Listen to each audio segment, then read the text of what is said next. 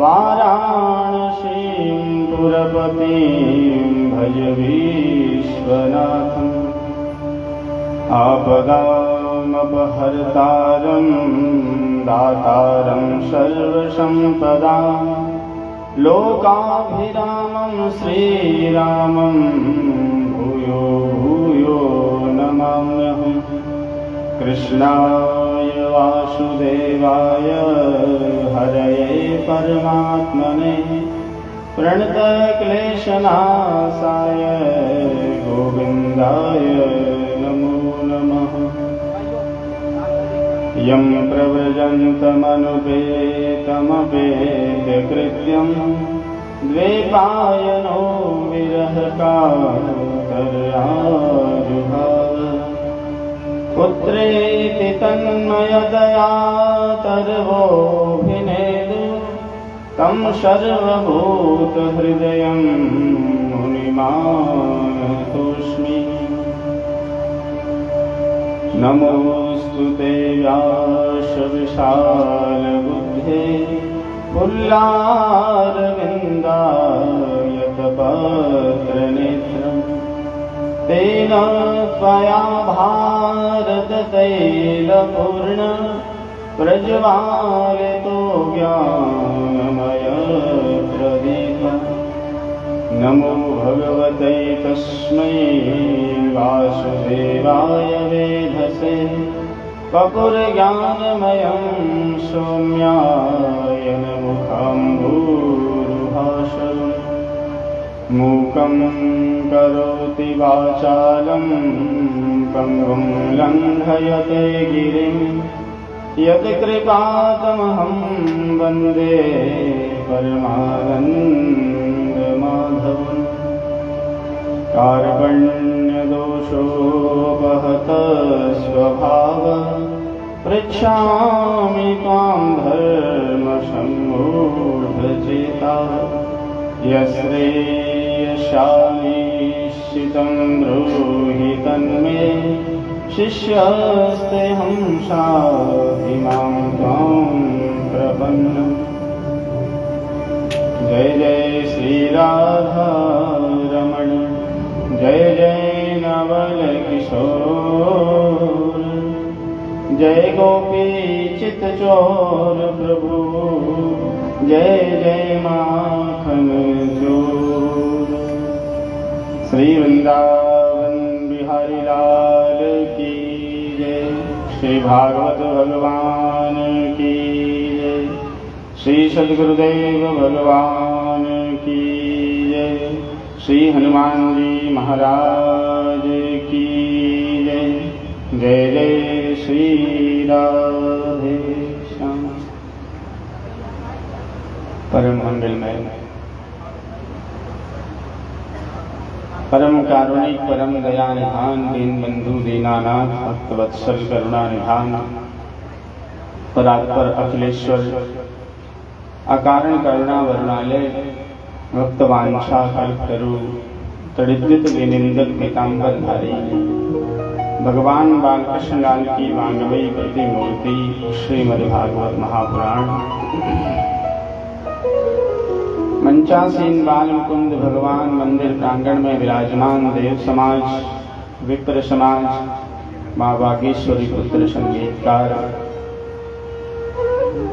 भक्तिमती माताएं बहनें और पधारे व श्रोता समुदाय सबके अंतर हृदय में भगवान की पावन मंगलमय झांकी का दर्शन करते हुए व्यासपीठ से कोटि कोटि नमन वंदन। भगवान की महती अनुकंपा से ठाकुर जी के कृपा पूर्ण आशीर्वाद से श्रीमद् भागवत कथा सप्ताह भक्ति ज्ञान यज्ञ के इस पावन आयोजन में आज हम लोग पंचम दिवस की प्रथम सभा में प्रवेश कर रहे हैं। शौनकादि ऋषियों को लक्ष्य करके नैमिषारण्य की पावन भूमि में श्री सूत जी महाराज और राजर्षि परीक्षित को लक्ष्य करके कलकल निनादिनी माँ गंगा के तट पर हरिद्वार धाम में शुद्ध ताल स्थान पर आनंद वट के नीचे संपूर्ण जगत के प्राणियों का मंगल करने वाली, कल्याण करने वाली पावन भागवत की भागीरथी बहा रहे हैं। हम लोगों को भी ऐसा परम सौभाग्य प्राप्त हुआ है। हम लोग भी ऋषियों की उस महान सभा में प्रवेश करते हैं और फिर उनके बाद जो उच्छिष्ट मिला है वो प्रसाद के रूप में प्राप्त करते हैं, कथा के रूप में प्राप्त करते हैं। श्री राधे राधे गोविंद गोविंद राधे, श्री राधे राधे गोविंद गोविंद राधे, गोविंद राधे गोपाल राधे, गोविंद राधे गोपाल राधे,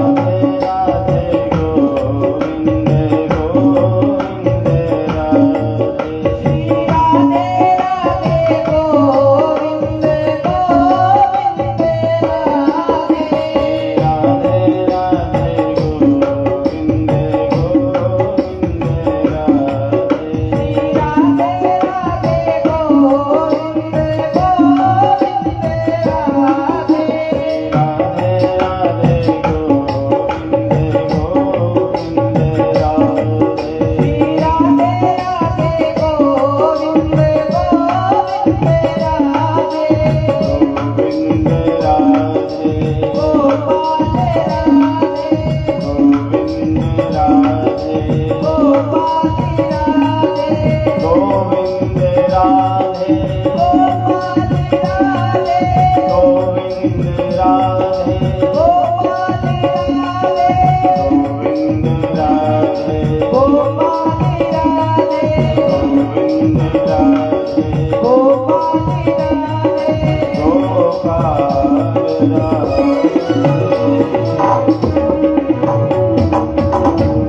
राधा कृष्ण भगवान की, भागवत भगवान की, सद्गुरुदेव भगवान की, श्री हनुमान जी महाराज की जय। जय श्री राधे श्याम।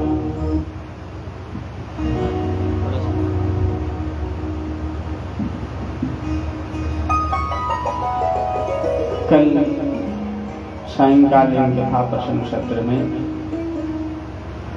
हम लोग श्रवण कर रहे थे राजर्षि परीक्षित को श्री सुखदेव भगवान ने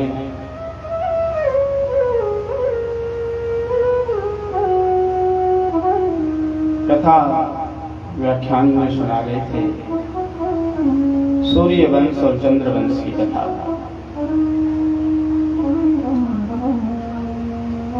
पूर्व में सूर्य वंश की कथा का वर्णन किया, फिर चंद्र वंश में प्रवेश करके कृष्णावतार की कथा का उपक्रम सुना रहे थे। अजय जी धूप अगरबत्ती है सामने ले जाओ, इसको हटाओ।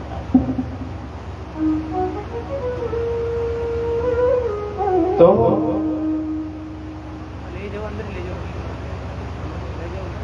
मंदिर में लगा दिया।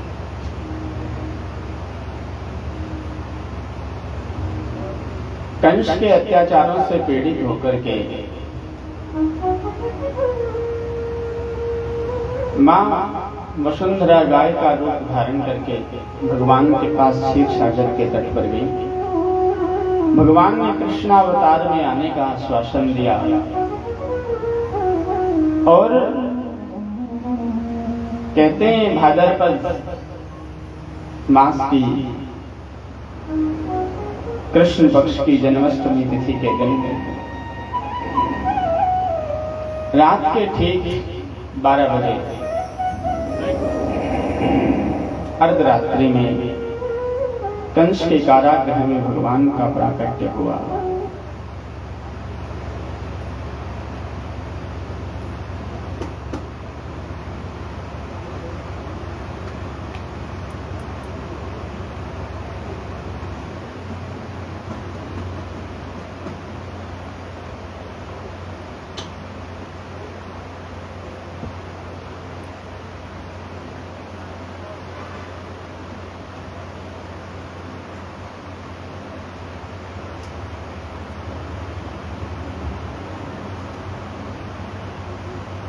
तो भगवान जब धरातल पर लीला करने के लिए आते हैं तो अन्य बड़े बड़े देवता, ऋषि, मुनि, महंत,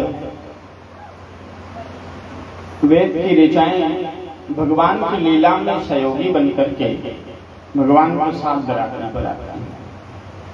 क्योंकि जैसे कोई एक सीरियल का, कोई फिल्म का अभिनेता, वो जो फिल्म बनाता है या सीरियल बनाता है तो अकेला अभिनेता कुछ नहीं कर सकता। उसके सहयोग करने के लिए बहुत सारे अन्य पात्र तैयार किए जाते हैं। उसी तरह मृत्यु लोक के इस रंगमंच पर भगवान एक अभिनेता के रूप में अपनी लीला संपन्न करने के लिए आ रहे हैं।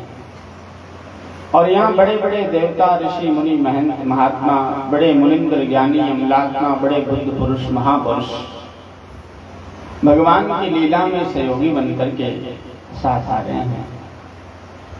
एक एक करके मां देवकी के घर 6 पुत्रों का जन्म हुआ। कंस ने 6 के 6 की हत्या कर दी। 7वें पुत्र के रूप में बलराम जी आने वाले थे। भगवान ने योग माया से कह दिया, आप ब्रजमंडल में जाओ और भैया बलराम जी को मां देवकी के गर्भ से उठाकर के रोहिणी के गर्भ में स्थापित कर दो। 8वीं संतान के रूप में मैं आ रहा हूं, तो तुम ब्रजमंडल में जाकर के नंद बाबा के घर कन्या के रूप में जन्म ले लेना।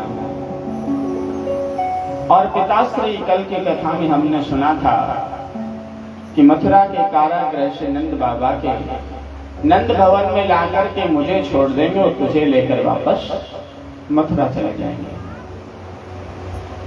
और भगवान ने कहा कि तुम मेरा इतना काम करोगी तो कलयुग में तुम्हारी बड़ी जय जयकार होगी।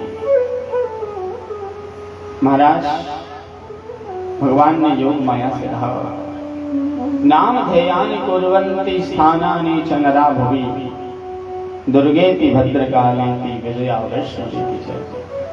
तुम मेरा इतना काम करोगी तो कलयुग में लोग तुझे दुर्गा, वैष्णवी, भद्रकाली, विजया आदि नाम से तुम्हारी पूजा करेंगे। आज भगवान ने जन्म लिया कंस के कारागृह में, अवतार लिया, प्राकट्य हुआ, चतुर्भुज रूप धारण करके अर्धरात्रि में दर्शन दिए। भगवान ने देवकी वसुदेव जी से कहा, आप पूर्व के जन्म में प्रश्नी गर्भा थे, तो मैं प्रश्नी गर्भ बन के आया था, और उसके बाद के जन्म में आप कश्यप अदिति थे तो मैं वामन बनकर आया था, और इस जन्म में आप देवकी वसुदेव हो तो मैं कृष्ण बनकर के आया है।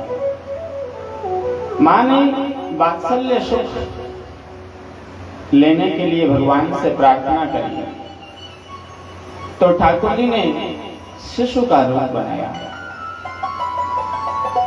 और महाराज संत जन और शास्त्र कहते हैं, भगवान आनंद के सिंधु है, भगवान का नाम आनंद है, भगवान का स्वरूप आनंदमय है, भगवान की लीला आनंदमय है, भगवान का धाम आनंदमय है, भगवान स्वयं आनंद है। इसलिए जो भगवान का है वो सब कुछ आनंदमय है। मानस में तुलसीदास जी भगवान राम जी का जब प्राकट्य हुआ तो तुलसीदास जी मानस में लिखते हैं, जो आनंद सिंधु सुख राशि, जो आनंद सिंधु सुख राशि, श्री करते त्रैलोक सुखासि, श्री करते त्रैलोक सुखासि, जो आनंद सिंधु सुख राशि, जो आनंद सिंधु सुख राशि, श्री करते त्रैलोक सुखासि, श्री करते त्रैलोक सुखासि, जो सुख धाम राम असनामा, जो सुख धाम नाम असनामा, अखिल लोक दायक विश्रामा, अखिल लोक दायक विश्रामा, दशरथ पुत्र जन्म सुनि गाना, दशरथ पुत्र जन्म सुनि गाना, मानव ब्रह्मानंद समाना, मानव ब्रह्मानंद समाना, जय सिया राम, जय जय सिया राम, जय सिया राम, जय जय सिया राम। भगवान आनंद के सिंधु हैं, और कहते हैं वो आनंद के सिंधु भगवान जब मनुष्य के जीवन में उतरते हैं, मनुष्य के अंतर हृदय में प्रकट होते हैं, तो दशरथ पुत्र जन्म सुनि काना, मानो ब्रह्मानंद समाना। दशरथ जी को भगवान के प्राकट्य का समाचार सुन करके ब्रह्मानंद की प्राप्ति हुई। आनंद के बाद की श्रेणी है ब्रह्मानंद। और जब दशरथ जी को ये पता चला कि मेरे घर भगवान का अवतार हुआ है, तो ब्रह्मानंद में मगन होकर के दशरथ जी ने अपने बंदीगणों से, यक्षों से, गंधर्वों से कहा भगवान का प्राकट्य हुआ इसलिए उत्सव मनाओ। तो जीव जब भगवान का उत्सव मनाता है तो परमानंद की प्राप्ति करता है। मानस कहती है परमानंद पूरी मन राजा, कहाँ बोलाई बजावो बाजा। तो ऐसे आनंदमय, ब्रह्मानंदमय और परमानंदमय परमात्मा का, भगवान का प्राकट्य हुआ। वसुदेव जी महाराज ने एक टोकरे में उठा करके गोकुल की ओर प्रस्थान किया। मार्गम ददौ सिंधुरिव श्रेय पते, यमुना महारानी ने गोकुल की ओर जाने के लिए रास्ता दे दिया। महाराज वसुदेव जी महाराज ने नंद बाबा के नंद भवन में प्रवेश किया। तो नंद बाबा का नंद भवन इतना ऐश्वर्य संपन्न था कि नंद बाबा के महल की सीढ़ियों पर लगे हुए हीरे, पन्ने, मोती, जवाहरात देख करके वसुदेव जी महाराज आश्चर्यचकित रह गए थे कि कोई इतना ऐश्वर्य संपन्न भी हो सकता है। अंदर प्रवेश किया। पूरे ब्रज मंडल की कमान योग माया ने संभाल रखी थी। सारे लोग गहरी निद्रा में सो रहे थे। वसुदेव जी महाराज ने नंदरानी के पास ठाकुर जी को सुलाया, योग माया को उठा करके मथुरा लेकर आ गए। और देखो, जब वसुदेव जी ने भगवान की तरफ हाथ बढ़ाया था तो सारे हथकड़ियां, बेड़ियां, सारे बंधन अपने आप खुल गए। कारागृह के सारे ताले अपने आप खुल गए, सारे विरोधी सो गए। और वही वसुदेव जी माया को लेकर के आए। जैसे ही कारागृह में प्रवेश किया, सारे विरोधी जग गए, सारे ताले अपने आप लग गए, सारी हथकड़ियां, बेड़ियां अपने आप बंद हो गई। मानो भगवान जीव से ये कहना चाहते हैं कि जीव जब माया को त्याग करके ब्रह्म की ओर बढ़ता है तो ब्रह्म यानी मेरा ये स्वभाव है, मैं उसके सारे बंधन काट देता हूँ।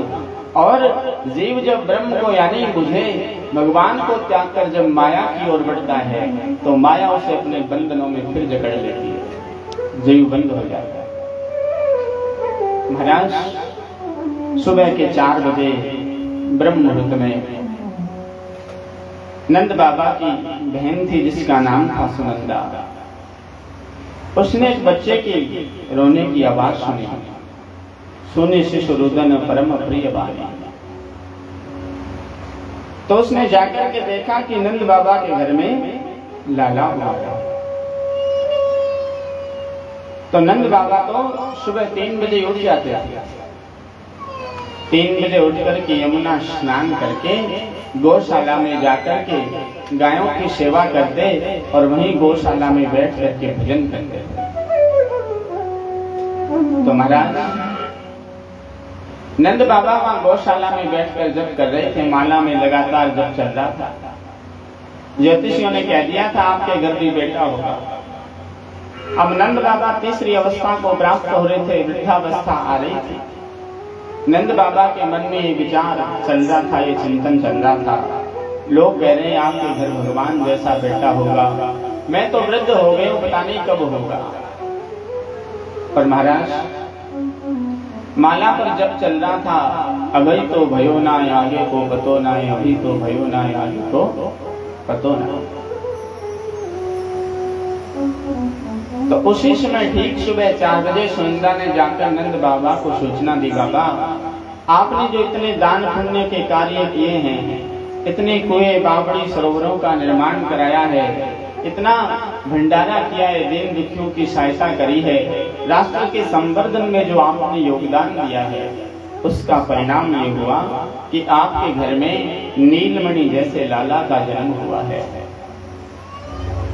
इतना सुना कि आपके घर में लाला का जन्म हुआ।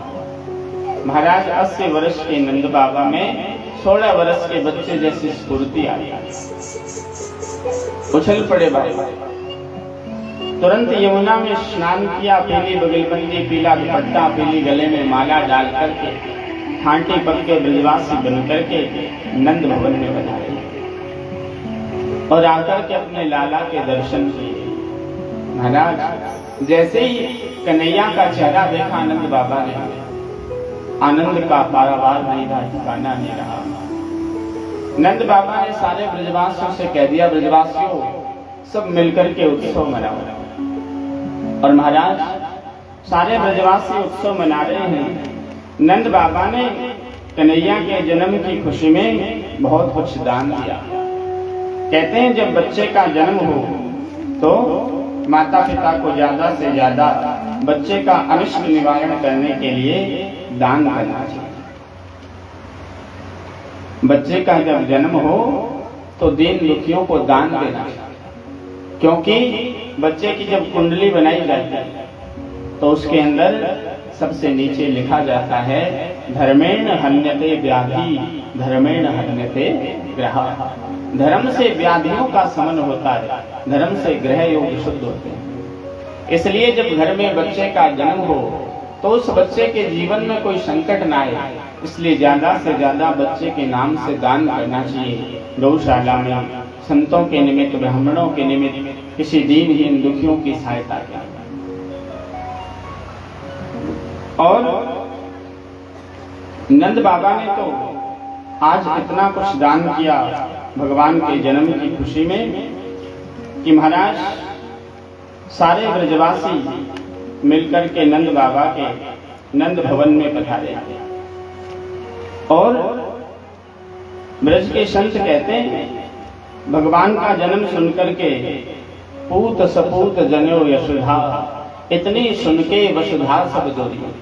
नंद बाबा के घर लाला हुआ है, ये सुनकर के सारी वसुधा यानी पृथ्वी के लोग ब्रजमंडल की ओर जा रहे हैं।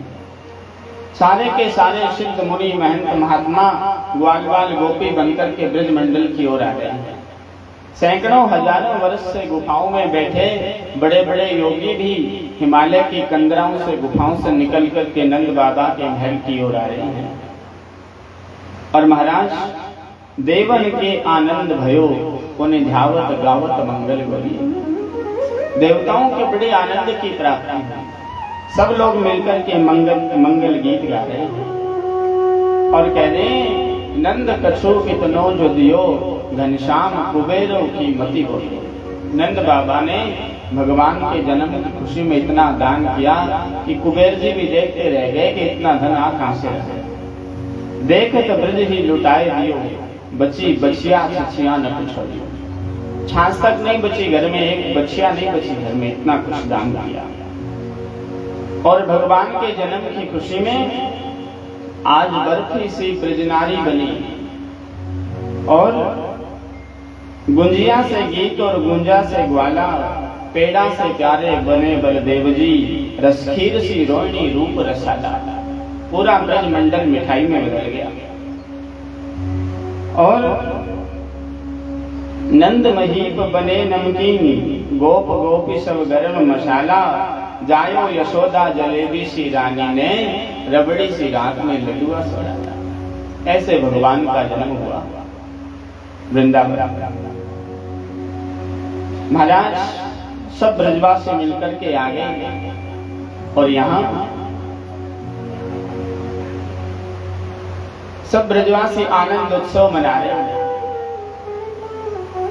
ब्रजवासियों की उस उत्सव की भीड़ में एक माताजी भी आ गया। माताजी के मुख सब ब्रजवासी जब उत्सव मना रहे थे तो मक्खन की गोलियां बनाई थी और एक दूसरे पर फेंक फेंक करके मार रहे थे। उसी भीड़ में एक माताजी आ गई। अब माताजी के मुख में भगवान की कृपा से एक भी दांत नहीं था। वेदांती माता माँ ये पूछना चाहती थी, बेटा ब्रज भाषा में नंद के द्वार में बेटा का भयो है, जैसे इतना बोला का भयो है। एक ब्रजवासी ने माखन की गोली फेंकी, सीधी माताजी के मुख से होकर के पेट में उतर गई। अपने आप को संभाला और बोली बेटा का भयो है। ब्रजवासी बोले मैया अबू पतो नहीं चली, नंद के घर लाला भयो है। माताजी बोली भगवान करे ऐसे लाला तो रोज ही हो। 5 दिन 4 दिन बड़ी कथा सुनी है आपने, त्याग की, तपस्या की, ध्यान की, साधना की।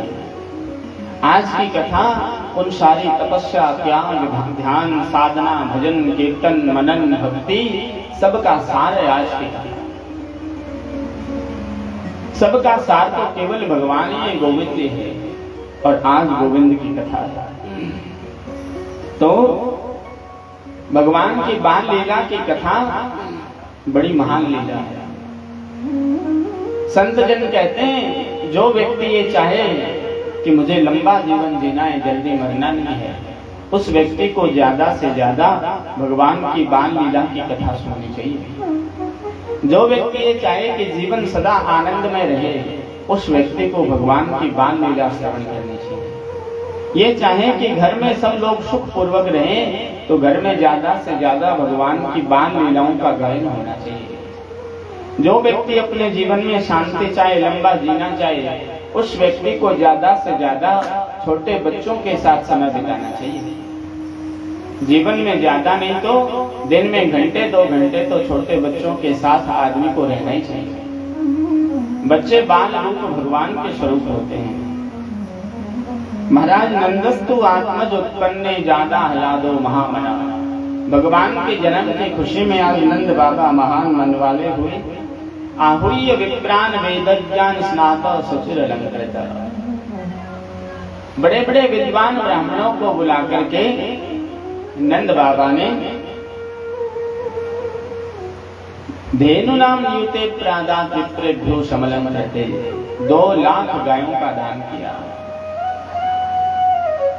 भगवान के जन्म की खुशी में नंद बाबा ने 2 लाख गायों का दान किया। महाराज इधर प्रातः काल का सूर्योदय होते ही कंस को पता चल गया कि देवकी की 8वीं संतान ने जन्म ले लिया। तो दौड़ता हुआ आया कंस कारागृह में, जेल में आकर के बोला जल्दी लाओ, मुझे मारना है, कहीं भाग न जाए। आकाशवाणी ने कहा था कि देवकी की 8वीं संतान तेरा काल हो। कंस आया तो आते ही पता चला कि देवकी की 8वीं संतान तो पुत्र है ही, कन्या है। फिर मन में विचार आया, नहीं हो सकता ये कन्या ही बड़ी होकर के मुझे मार दे। तो कंस आया और उस कन्या को अपने हाथों पर ऊपर उठा लिया, नीचे पटक करके मारने के लिए। जैसे ही ऊपर उठाया, बहुत वस्तु भुजी दुर्गा बनकर के अनंत आकाश योग माया की साक्षात। और ऊपर से आकाशवाणी कर दी, कंस से कहा, अरे दुष्ट पापी कंस, तुझे मुझ जैसे निरपराध अबोध बालकों को मारने से कुछ भी हासिल होने वाला नहीं है, क्योंकि तुझे मारने वाला तेरा शत्रु तो ब्रजमंडल में पैदा हो चुका है। कंस ने कहा, माता जी ये भी बता दो कहाँ प्रकट हो गया। माता जी ने कहा, ये तो नहीं बताऊंगी, पर ब्रजमंडल में हो गया ये बता। कंस के मन में बड़ी चिंता हो गई कि मुझे मारने वाला प्रकट कहाँ हो गया। तो महाराज कंस ने तुरंत रात्रि के समय सुबह होते ही अपने मंत्रियों की मीटिंग बुला लिया, आपातकालीन मीटिंग। सब अपने मंत्रियों को बुलाकर के कंस ने कहा, आपने सुना आकाशवाणी ने क्या कहा? मुझे मारने वाला ब्रजमंडल में पैदा हो गया। तो कंस के सारे मंत्रियों ने सलाह दी, महाराज आप चिंता क्यों कर रहे हो, हम हैं। कंस बोले, फिर समाधान कैसे करोगे? समाधान तो करो कोई। तो कंस के मंत्रियों ने कहा, महाराज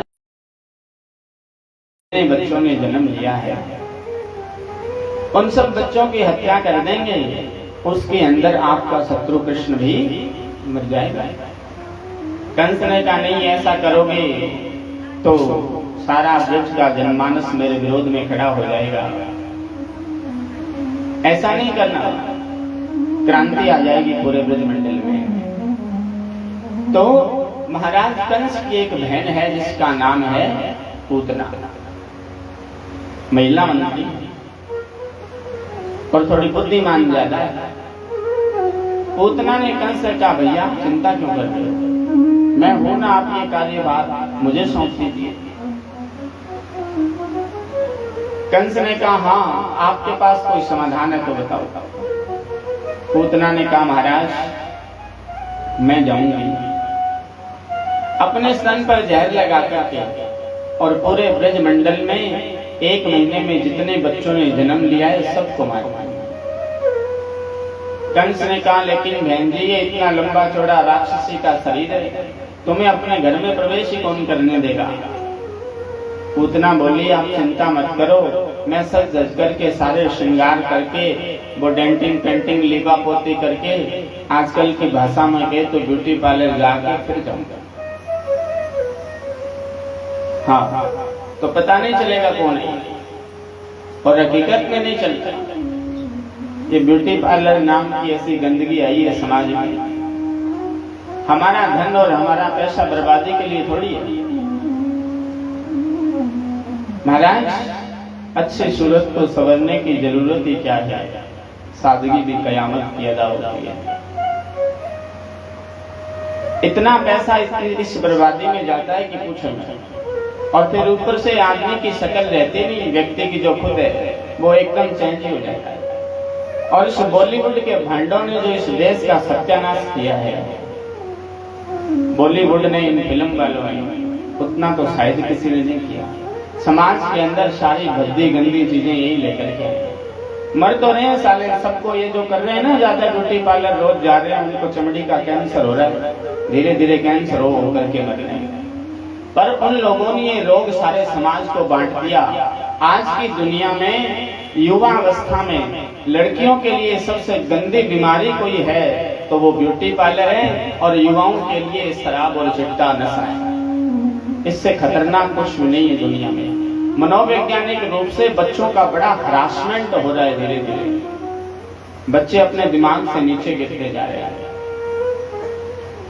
वो जमाना था रुक्मिणी विवाह में, महारानी रुक्मिणी जो भगवान की पटरानी बन रही है, वो सखियों से कह रही है, आओ मेरी सखियों मुझे मेहंदी लगा दो, मुझे श्याम सुंदर की दुल्हन बना दो। एक तो अपने घर में स्वाभाविक प्राकृतिक नेचुरल वस्तुओं से सज धज करके तैयार होना, अपने आप को शीशे में देखना, और फिर ब्यूटी पार्लर से तैयार होकर अपने आप को शीशे में देखना, आपको पता चल जाएगा किस रूप में सुंदर लग रहे हैं। तो ये पूतना भी कह रही है, महाराज मैं सज धज करके तैयार होकर के जाऊंगा। पूतना इधर से निकल पड़ी, गोकुल की ओर प्रस्थान कर रही है, और इधर नंद बाबा ब्रजवासियों से कह रहे हैं, बेटा तुम सब लोग उत्सव मनाओ, मैं वृंदावन जाकर के, मैं मथुरा जाकर के आता हूँ, कंस को कर दे आता हूँ और कन्हैया के लिए खिलौने ले आता हूँ। कंस उस समय उस जमाने का चक्रवर्ती सम्राट था। तो महाराज नंद बाबा टैक्स कर देने के लिए मथुरा चले गए। वहां पर वसुदेव जी से मिलना हुआ नंद बाबा का। तो देखो 2 मित्र मिले। मानस कहती है, जो न मित्र दुख होई दुखारी, तेने मिलोकत पातक भारी। जो अपने मित्र के दुख को देख करके दुखी नहीं होता, ऐसे मित्र को देखने मात्र से ही पाप लगता है। आजकल तो मित्रता रही कहाँ है, मित्रता तो बहुत बड़ी वस्तु है। अपने पास में राजस्थान में रणथंबोर नाम की एक जगह पड़ती है, जहाँ भगवान गणेश का मंदिर है। राजस्थान में रणथंबोर के राजा हुआ करते थे हमीरदेव चौहान। आपने कभी हिस्ट्री पढ़ी होगी तो हमीरदेव चौहान के समय में दिल्ली का बादशाह था अलाउद्दीन खिलजी। उसके 2 सेनापति थे। वो हमीरदेव की शरण में आ गए। उन्होंने कहा हम दिल्ली जाएंगे तो हमें खिलजी मार देगा। जबकि हमीरदेव को ये पता था कि खिलजी की सेना बहुत बड़ी है तो मुकाबला नहीं कर पाएगा। खिलजी ने समाचार भेजा कि दोनों को छोड़ दो, नहीं तो मैं आक्रमण करूंगा। हमीरदेव ने कहा हम भी क्षत्रिय चौहान हैं, तिल तिल कट करके मर जाएंगे शरणागत की रक्षा के लिए, पर मैं जीते जी इन दोनों सैनिकों को तुझे मिलूंगा। कहावत प्रसिद्ध हो गई थी पूरे हिंदुस्तान में, तिरिया तेल हमीर हट चढ़े न दूजी बार। सिंह सुवन सतपुरुष बचन कदली फले एक बार, तिरिया तेल हमीर हट चढ़े न दूजी बार। शरणागत की रक्षा होनी चाहिए, मित्र ऐसा होना चाहिए जो आपदा में काम आ सके। दोनों मित्र मिले तो क्या चर्चा होगी। नंद बाबा ने वसुदेव जी से ये चर्चा नहीं करी कि मेरे घर लाला हुआ है। नंद बाबा वसुदेव जी से कह रहे हैं, सुना था 6 पुत्र तो कंस ने मार दे, 7वां गर्भ नष्ट हो गया और 8वीं संतान के रूप में कन्या हुई, सुना था वो भी अनंत आकाश में चली गई। सुनकर के बड़ा दुख हुआ। और यहाँ वसुदेव जी महाराज अपने दुख की चर्चा नहीं कर रहे, नंद बाबा से कह रहे हैं, बाबा सुना था आपके घर में लाला हुआ है। एक लाला तो आपके घर में रोहिणी पुत्र बलराम है, और तो महाराज ऐसे दोनों मित्रों का मिलन हुआ। पर वसुदेव जी को ये पता था कि पूतना निकल चुकी है मारने के लिए। वसुदेव जी ने नंद बाबा से कहा, नंद बाबा आप जल्दी करके गोकुल लौट जाओ, मुझे लगता है आपके गोकुल में कोई बहुत बड़ी विपत्ति आने वाली है। ऐसा मेरा अंतर्मन से अंतरात्मा बोल रही है। नंद बाबा ने वसुदेव जी से कहा, भैया मैं कंस को टैक्स देकर के तुरंत गोकुल चला जाऊंगा। इधर ब्रजवासी तो उत्सव मना रहे थे, इधर से पूतना आ गई। महाराज इतनी सज धज करके आई, सब ब्रजवासी तो पूतना को बधाई देने लगे। ब्रजवासी उस समय बधाई गा रहे थे, बधाई बांट रहे थे और बधाई गाई जा रही थी, बधाई दी जा रही थी, बधाई ली जा रही थी। सारे ब्रजवासी मिलकर के बधाई गा रहे थे ठाकुर जी के जन्म की खुशी में। बिरज में हो रही जय जयकार, नंद घर लाला जायो रे। बिरज में हो रही जय जयकार, नंद घर लाला जायो रे। बिरज में हो रही जय जयकार, नंद घर लाला जायो रे। बिरज में हो रही जय जयकार, नंद घर लाला जायो रे। ओ लाला जायो रे, नंद रानी ने लाला जायो रे। लाला जायो रे, नंद रानी ने लाला जायो रे। बिरज में हो रही जय जयकार, नंद घर लाला जायो रे।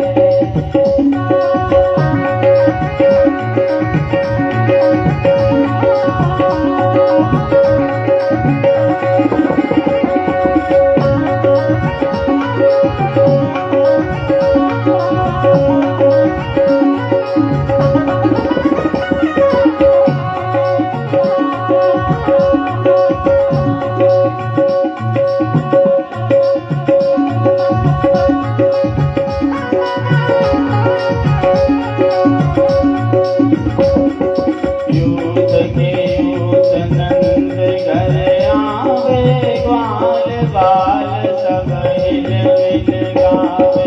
यूथ के यूथ नंद घर आवे, ग्वाल बाल सब हिल गावे। ब्रह्मानंद समान आज सुख सबने पायो है। ब्रह्मानंद समान सुख सबने गायो है। बिरज में हो रही जय जयकार, नंद घर लाला जायो रे। बिरज में हो रही जय जयकार, नंद घर लाला जायो रे। लाला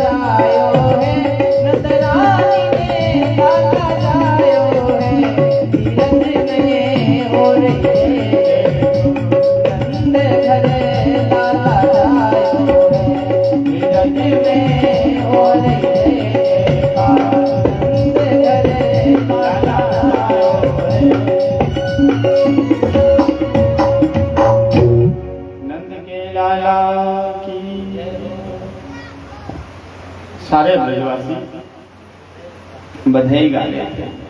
ब्रज में हो रही जय जयकार नंद घर लाला जय। महाराज बड़ी भीड़ हो रही थी ब्रजवासियों की।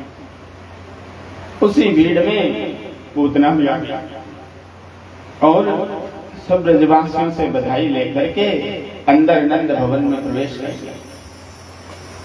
महाराज अंदर प्रवेश किया तो नंद रानी कन्हैया को दूध पिला रही थी। पूतना ने जाकर के नंद रानी के चरणों में प्रणाम किया, और प्रणाम करने का भी अपना अपना तरीका होता है। भाई लोगों में कोई प्रणाम करता है तो प्रणाम को ज्यादा महत्व नहीं देते। पहली बात तो भाइयों में, पुरुषों में कोई प्रणाम करता नहीं है किसी को। कोई करता भी है तो वो राम राम करता है दूर से। और इनके जब ऑफिस जाने का समय हो, आने का समय हो, फिर तो राम राम भी ऐसे होती है जैसे लड़ झगड़ के आई है कई दिनों से। सामने वाले दो ऑफिसर मिलते हैं तो एक कहता है राम राम, दूसरा कहता है राम राम, चले गए एक उधर एक इधर, पता ही नहीं चलता पास से कौन निकल गया। इतनी वो ब्लड प्रेशर आई रहता है। महाराज माताओं में प्रणाम करने की जो परंपरा है वो पुरुषों की तरह नहीं है।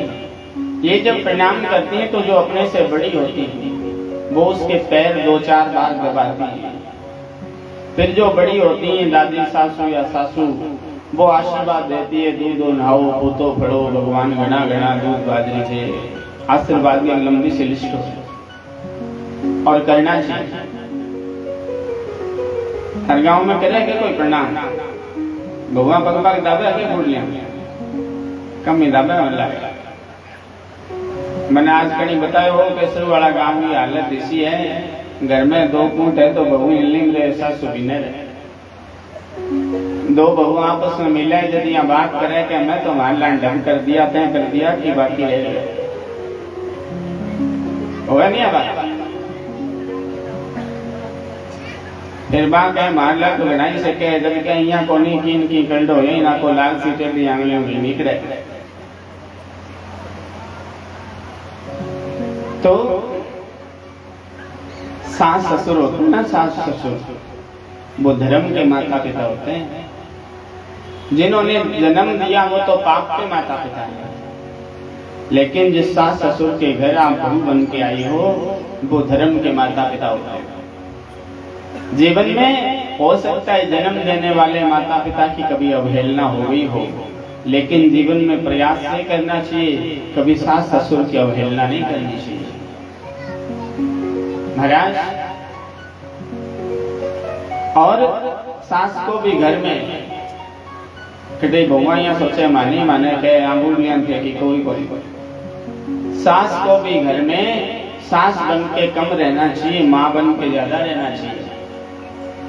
माँ बन के रहने में फायदा है, रिश्ता सास बहू में माँ बेटी की तरह होना चाहिए। सास बहू जब 2 दिन के लिए पीर चले जाए तो सासू का पीछे मन नहीं लगना चाहिए। और आजकल तो ऐसा हो रहा है बहू पीर चली जाए तो सासू सोच रही है 2 दिन नहीं आवे तो ठीक है, 2 दिन तो सुख का जी। सास कान के थन बेरो जो बहू ने चैन की सांस नहीं लेने दे विश्वास है। तो रिश्ता माँ और पुत्री जैसा होना चाहिए। और एक और ज्यादा खराब बात है, अपने समाज में एक ननद नाम का जानवर भी है। सुनो एक कहते ननद बहुत खतरनाक हिंसक जानवर है। ननद देख दें ठंडर साहब हनुमान चालीसा याद आ जाए कि भूत पिशाच निकट नहीं आवे, महावीर जब नाम सुनावे, संकट कटे मिटे सब पीड़ा, दो सुमरे हनुमत बल मेरा। तो 2 दिन के लिए आए ना तो सम्मान होना चाहिए। उस घर की बेटी है वो, जिस घर में बेटी का भुआ का इनका सम्मान नहीं होता, ऐसे घर में धीरे धीरे दरिद्रता आ जाती है। क्योंकि और तो हम कोई दान पुण्य करते नहीं है। 12 महीने में थोड़ा बहुत बेचारी 2-1 बार ले आने से आती है, बिना बुलाए तो आती है। 2-1 बार आ जाए तो इनके निमित्त थोड़ा बहुत दान पुण्य निकलता है। इसलिए सम्मान पूर्वक बुलाना चाहिए और सम्मान पूर्वक भेजना चाहिए। यह धर्म का कार्य है। घर की बेटी का घर में सम्मान होना ही चाहिए, ये परम आवश्यक है। क्योंकि आपसे कुछ लेकर के नहीं जा रहा। बच्चा जब इस धरातल पर जीव जब आता है तो अपने कर्म बंधनों में बंद करके आता है। लोग ये कहते हैं शास्त्री जी कई तरह मार को 2 बेटियां ब्याह करना गए किया कर जुगाड़ जब मैं कहूँ थारे तो सांगोपांग जुगाड़ है, मारे तो की जुगाड़ गोनी डांग पर डेरा अगला गांव मेरा। फिर भी हमारे साथ बहने बनकर कभी बात की कमी महसूस होनी है कि अब की बार से तो हम कहने से क्यों कि मुझे इस बात का पता है कि वो अपने भाग्य का लेकर आई है, अपने भाग्य का लेकर जाएंगे। उनके भाग्य के कारण हमें भी खाने को मिल रहा है। नहीं अपने कर्म तो ऐसे नहीं थे कि व्यास मंच पर बैठ करके लोगों को कथा सुनाते और 200-500 लोग सामने बैठ करके सुनते। ये उन्हीं का भाग्य है। अनुभव करो चीजों को। परमात्मा कृपा करता है किसी न किसी के माध्यम से, स्वयं प्रकट होकर के नहीं कहता मैं आ गया। तो घर में मान सम्मान होने चाहिए, शांति पूर्वक रहना। और तुम दान पुण्य करते ही, मुझे पता है सब वाला गांव में 400-500 किलो के मालिक हैं लोग, पर कभी गौशाला वाले आते हैं तो 50 रुपए देते हैं रसीद काटने के लिए। कितने रुपए? 50 रुपए। और ज्यादातर तो ये कह रहे हैं कुड़ी वैसे घर में बैठी रहने पर पैसे नहीं देंगे। ये हालात है सब वाला। तो इस मानसिकता से बाहर आओ कि धन लेकर साथ नहीं जाना। कोई नहीं ले गया। आज से पहले ये किसी और का था, आज हमारा है, कल हम चले जाएंगे, उसके बाद किसी और का होगा। हम अधिकार जमाए बैठे हैं बस। तो पूतना ने प्रवेश किया, नंदरानी को प्रणाम किया और कहते हैं अभिवादन में प्रणाम में बहुत बड़ी ताकत होती है। अभिवादन शीलस्य नित्य वृद्धोपसेविनः चत्वारितस्य वर्धन्ते आयु विद्या यशो बलम्। जो व्यक्ति अभिवादनशील होता है, झुकना जानता है, जो किसी के सामने झुकता है, वो 4 चीजें प्राप्त करता है। उसकी आयु बढ़ती है, उसकी विद्या बढ़ती है, यश बढ़ता है, बल बढ़ता है। प्रणाम करना, निवेदन करना शत्रु को भी मित्र बना देता है। एक व्यक्ति सामने से जब बोले तो दूसरे को चुप रहना चाहिए। छोटे बाप का होने में कुछ नहीं जाता। दूसरा चुप रह जाएगा तो पहले वाला कभी न कभी ये चिंतन जरूर करेगा कि मैंने इतनी बात कही, बदले में उसने एक भी नहीं करी, और आप उसकी संवेदनशीलता के पात्र हो गए। मौन में बहुत बड़ी ताकत है। मौन और क्षमा, ये 2 चीजें दुनिया के सबसे बड़े हथियार हैं। जिस व्यक्ति को आप क्षमा कर दोगे, वो व्यक्ति आजीवन आपके सामने कभी आंख नहीं मिला पाएगा। जीवन भर आपसे डर करके रहेगा, इस व्यक्ति ने एक बार मुझे क्षमा कर दिया था, फिर वो सामने आने की हिम्मत नहीं करेगा।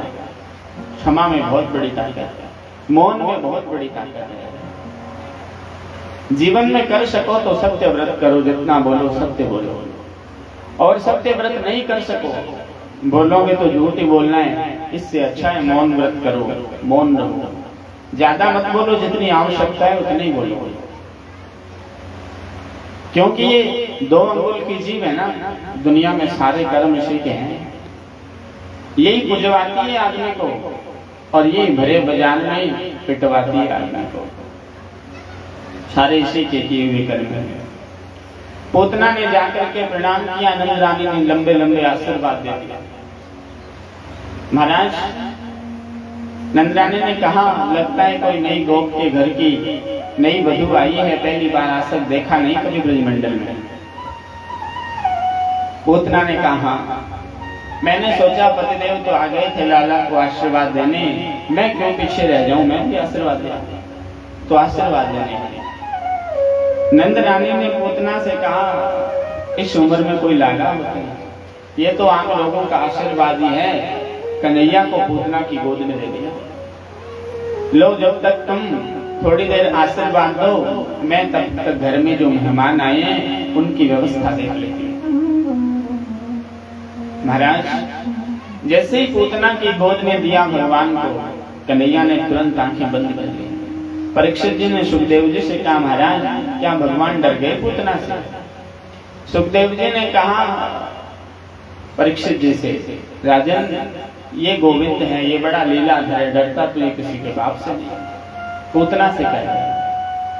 पर आंखें बंद करने का कारण ये है, करुणा निधान भगवान ये सोच रहे हैं कि पूतना आई तो मुझे मारने है, पर पूतना काम वही करेगी जो एक मां करती है।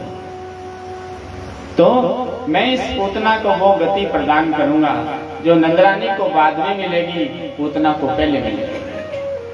बताओ, इतना दयालु भगवान किसी धर्म, किसी मजहब, किसी पंथ, किसी रिलीजन में नहीं मिलेगा आपको। जो मानने आई है उसके प्रति ये भावना है कि उसको मैं वो गति दूंगा जो यशोदा को मिलेगी। दूसरा कारण था आंखें बंद करने का। भगवान के हाथ से जो मरता है वो सीधा वैकुंठ ही जाता है। भगवान ने चिंतन किया कि पूतना को जाना तो यहीं पर भेजेंगे कहाँ, इसलिए कोई सीट की व्यवस्था तो करनी पड़ेगी। या तो एक कारण यह था, भगवान ने आंख बंद करके भगवान शंकर का ध्यान किया था और शंकर जी से कहा, प्रभु ये पूतना जहर लगा हुआ स्तन पिलाने आई है, अब मेरा तो जहर पीने का अभ्यास नहीं, मैं तो माखन मिश्री खाने आया हूँ। आपका तो बड़ा जन्म जन्म का अभ्यास है जहर पीने का। जब सागर मंथन हुआ था कितना जहर निकला था, त्रिलोक्य दहनाथ विषाद, त्रिलोकी को दहन करने वाला विष निकला था। आप अंजलि धर के पान कर गए, भगवान शंकर का नाम ही पड़ गया नीलकंठ। बोलो नीलकंठ महादेव की। तो भगवान शंकर का ध्यान किया, आप आकर के मेरे मुखमंडल में विराज जाना, स्तन पर लगे हुए जहर का पान आप कर लेना। या तो आंखें बंद करके भगवान ने सोचा होगा कि ये पूतना अविद्या है, भगवान का जन्म अष्टमी को हुआ और पूतना मारने चतुर्दशी को आई, और अविद्या 14 प्रकार की होती है। अविद्या ब्रह्म के सामने ठहर नहीं सकती। तो भगवान ने सोचा कि मैंने यदि इसकी आंखें मिला दी तो कहीं इसका मारने का भाव न बदल जाए, तो कहीं फिर से ये मेरे चंगुल से छूट ना जाए। या तो फिर एक कारण ये था कि भगवान जब वामन अवतार में वामन बनकर के आए थे तो राजा बलि के दरबार में वामन बनकर के गए, और राजा बलि की एक पुत्री थी जिसका नाम था रतनमाला। भगवान जब वामन बनकर के गए तो रतनमाला के मन में विचार आया कि काश ऐसा मेरा पुत्र होता तो मैं इसको दूध पिलाती। अब ठाकुर जी तो अंतर मन की बात को जान गए। भगवान ने मन ही मन कह दिया, इस जन्म में तो तुम्हारी इच्छा पूर्ण नहीं कर सकता, कृष्णावतार में आऊंगा तो तुम्हारी इच्छा पूर्ण कर दूंगा।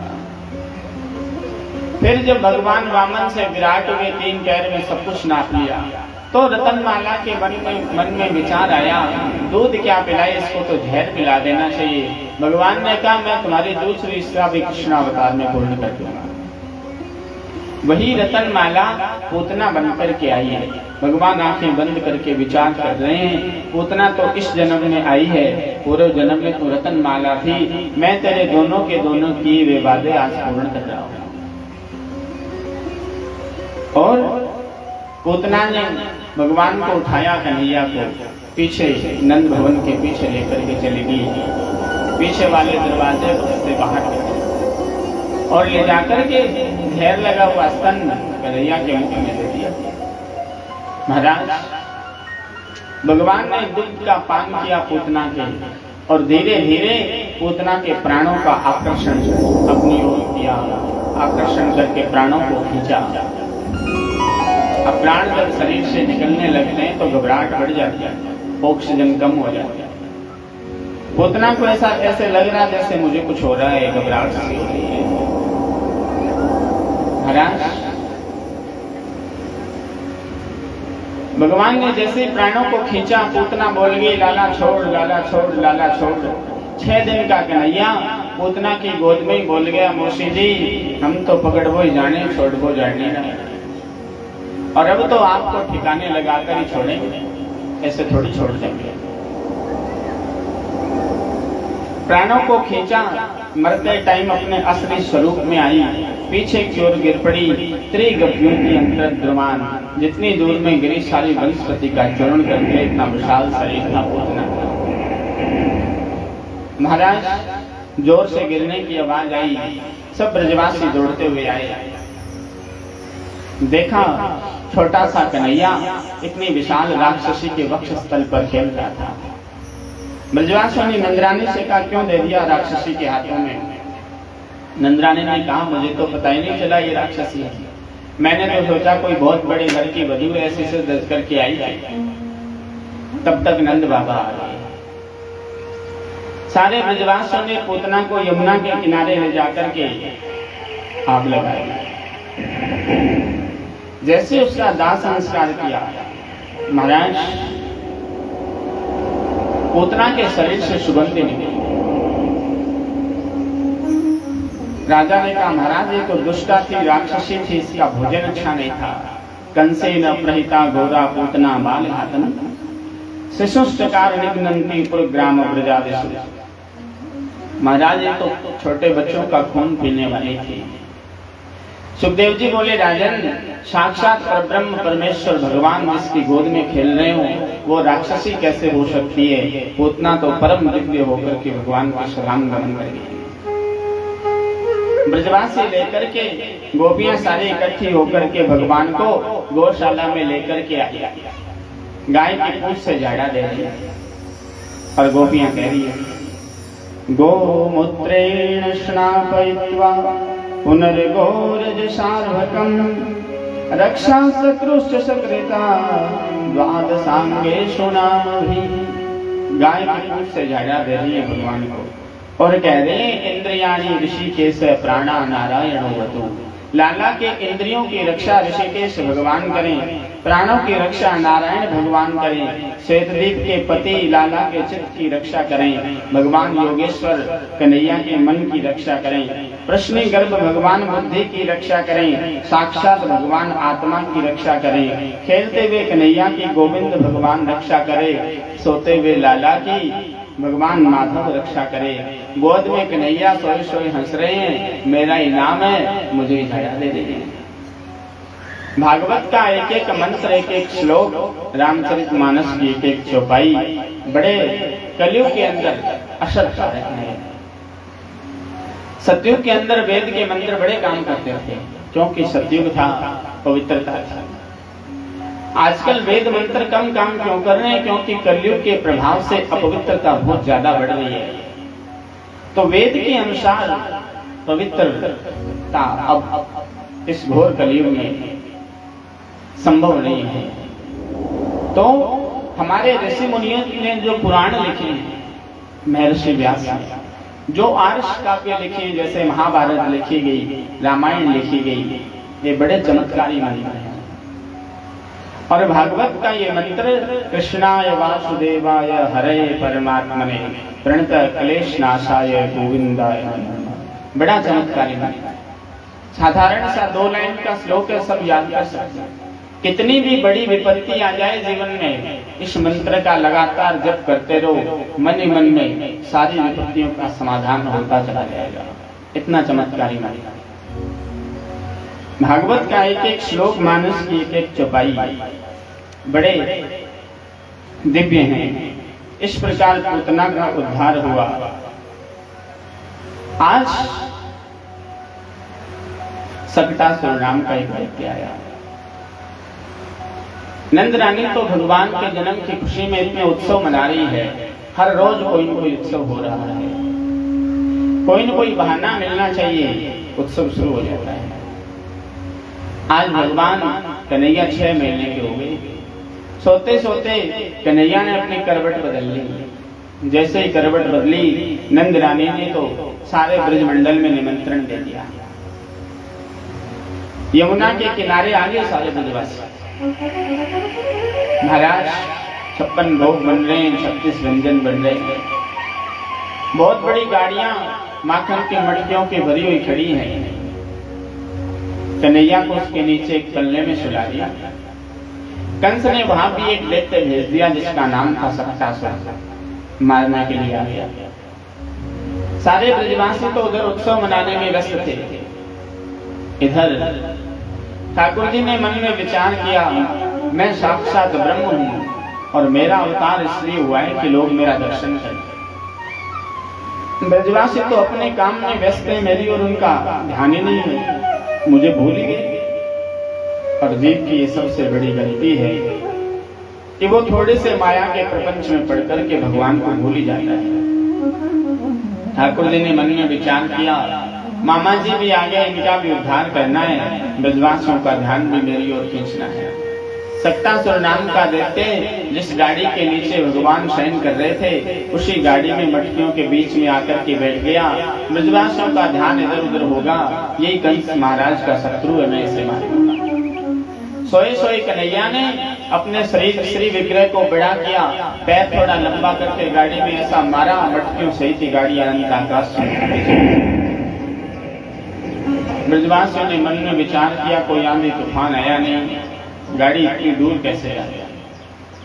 छोटे छोटे बच्चों ने नंदरानी से कहा, नंदरानी यदि हमारी तू सही बात माने तो ये तेरा लाला बहुत चमत्कारी है, हमने अपनी आंखों से देखा, इसने अपने पैर से गाड़ी पलट दी। अब नंदरानी इस बात को मानती नहीं है कि इतना छोटा बच्चा इतनी बड़ी गाड़ी को पलट सकता है। सक्तासुर का उद्धार किया। भगवान घर में शयन कर रहे थे।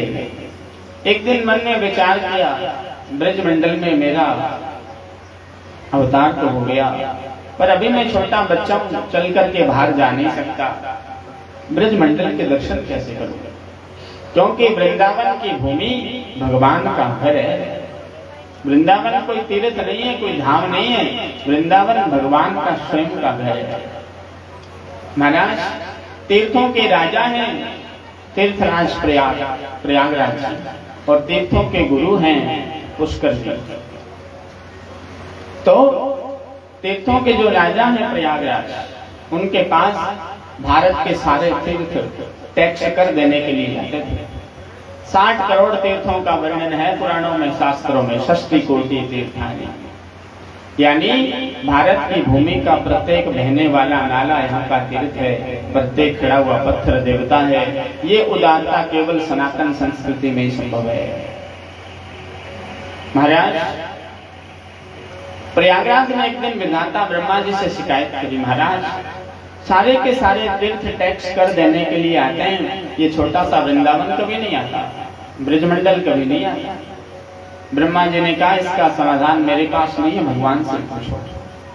ठाकुर जी से पूछ लिया, महाराज ये ब्रजमंडल आपका कभी कर देने नहीं आता। भगवान तीर्थराज प्रयाग से बोले, प्रयागराज जी मैंने आपको तीर्थों का राजा बनाया है, ना कि मेरे घर का राजा बनाया है। वृंदावन तो मेरा अपना घर है, मेरा अपना धाम है, मेरा नित्य निवास है। वृंदावन की महिमा इतनी महान है।